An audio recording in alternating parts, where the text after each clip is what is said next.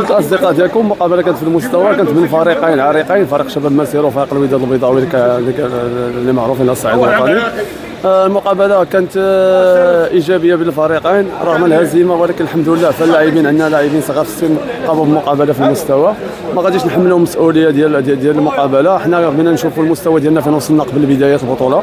الحمد لله اللاعبين الشبان والصغار عطاو اشارات للمدرب والنادي على انهم جايين من هنا للقدام ان شاء الله باش يعتمدوا اليوم في الفريق شباب المسيره.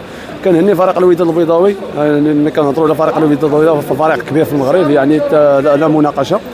كنهنيهم هذا الاتصال، عندهم لاعبين في مستوى، لاعبين شباب صراحه قاموا بمقابله كبيره اليوم. كانوا ربما حنا اللي كنا ند لهم، لان فريق هما كانوا مجموعين قبل، استفدوا من اطار كبير، اطار دولي كبير، المدرب الجنوب الافريقي مكوينه، زاد اللمسه الفنيه ديالو فريق الوداد. الحمد لله حتى حنا كذلك فريق شباب مسيره بقدوم ديال السي سمير يعيش عطى واحد الاضافه للفريق وعطى واحد اللمسه تقنيه للاعبين اللي زاد على المجموعه، وان شاء الله حنا كنحاولوا نوجدوا راسنا للبطوله اللي هي اهم حاجه.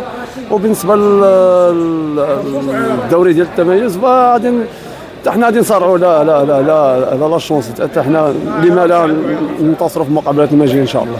شكرا. ما تنساوش تابوناو في لاشين وتاكتيفيو الجرس باش يوصلكم جديد فيديوهات بيت بريس وتبارطاجيو مع صحابكم.